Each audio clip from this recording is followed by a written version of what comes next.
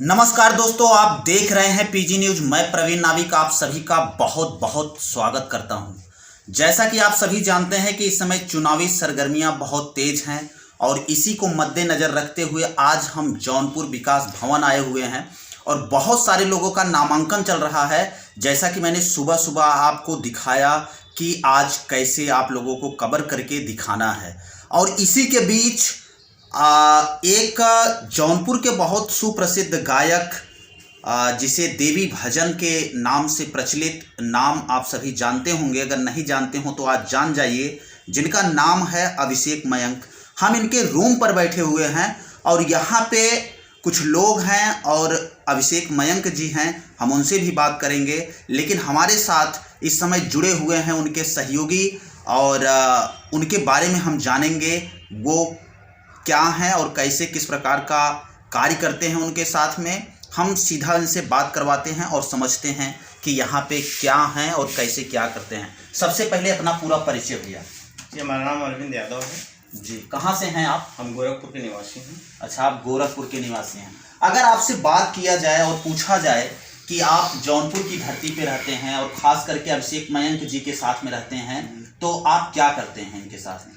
जी, अभी तो इस टाइम जी इनके समस्त कार्यक्रम, इनका समस्त मैनेजमेंट हम ही करते हैं।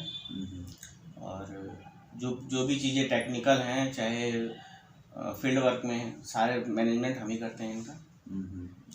खास करके एक इनका गाना बड़ा प्रचलित हुआ है, अभी 2 दिन पहले लॉन्च हुआ है। जी जी, जो धनंजय सिंह का गाना है, वो प्रचार गीत है, तो इस पर आप क्या कहना चाहेंगे? बहुत अच्छा गाना है और युवाओं को बहुत प्रेरित करता है और इससे बहुत सीखने को भी मिलता है कि खास करके अगर आपसे बात किया जाए कि आप अभिषेक मयंक जी के साथ में रहते हैं, तो आप उनसे क्या क्या चीज़ें सीखते हैं? बहुत कुछ सीखने को मिला है जो मैं बयान नहीं कर सकता। हमारे जीवन में बहुत ही ज़्यादा प्रेरणादायक चीज़ें हुई हैं। कितने साल से आप इनके साथ में रहते हैं? हमें करीबन 7 साल हो गया के साथ रहते हुए। आपका क्वालिफिकेशन क्या है? मेरा ग्रेजुएशन है। अच्छा, ग्रेजुएशन। तो आगे की आप तैयारी वगैरह नहीं की है? नहीं, अब उनका कार्यक्रम देखना, ये सब मैनेजमेंट में ही लगे हैं अभी। अच्छा अच्छा। खास करके अगर बात किया जाए, आप गोरखपुर क्षेत्र से हैं, अगर आपसे बात किया जाए वहाँ चुनावी माहौल क्या है? जैसा कि योगी आदित्यनाथ जी का क्षेत्र है, तो क्या माहौल है वहाँ पे चुनाव को लेकर? उनका माहौल हमें कुछ फीका ही नज़र आता है, क्योंकि उनके सबसे बड़े कॉम्पिटिटिव हरिशंकर तिवारी जी हैं। उनके पुत्र अभी चुनाव में उठे हैं। उनका नाम विनय शंकर तिवारी है और उनकी लहर कुछ ज़्यादा ही हम लोग को प्रेरित करती है। अच्छा अच्छा। तो आप खास करके जिस गांव से हैं, उस गांव का क्या माहौल बना हुआ है चुनाव को लेके? चुनाव का तो पूरा माहौल हमें सपा का ही नज़र आता है। सपा इस समय हमारे गांव क्षेत्र में भी आगे है। बीजेपी का कहीं कुछ समझ में नहीं आता है। अच्छा, कुछ समझ में नहीं आ रहा है। तो आपको क्या लगता है, अगर जैसे मुख्यमंत्री अखिलेश यादव जी फिर से आते हैं या फिर मुख्यमंत्री बनते हैं, तो ऐसा क्या आपको उनके अंदर मतलब दिखाई देता है कि जो कि उनके कार्य उनका आपको बहुत अच्छा लगता है? 3 कामों के बारे में आप बताएं।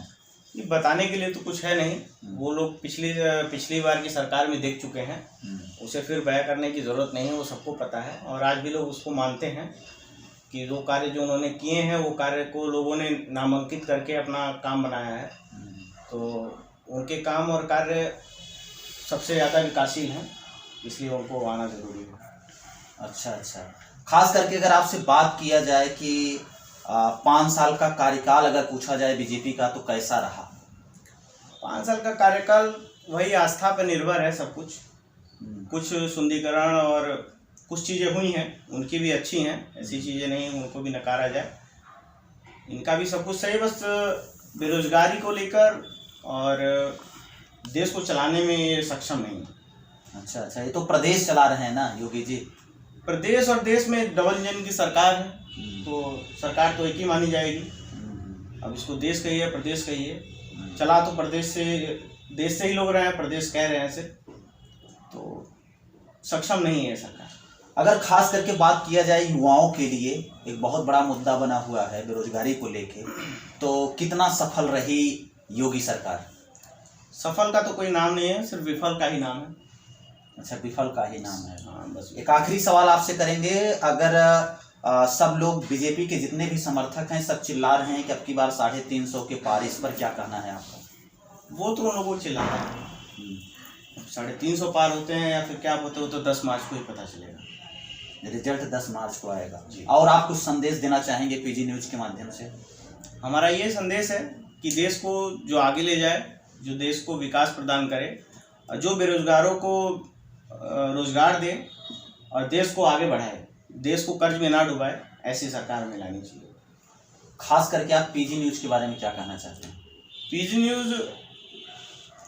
न्यूज़ के बारे में हम यही कहना चाहते हैं कि इसे ज़्यादा से ज़्यादा सपोर्ट करें, ज़्यादा से ज़्यादा शेयर करें और इसे आगे बढ़ाएं। धन्यवाद। बहुत बहुत धन्यवाद, आप जुड़े थे पीजी न्यूज के साथ। मैं प्रवीण नाविक, कैमरा पर्सन सूरज के साथ। जय हिंद, जय भारत।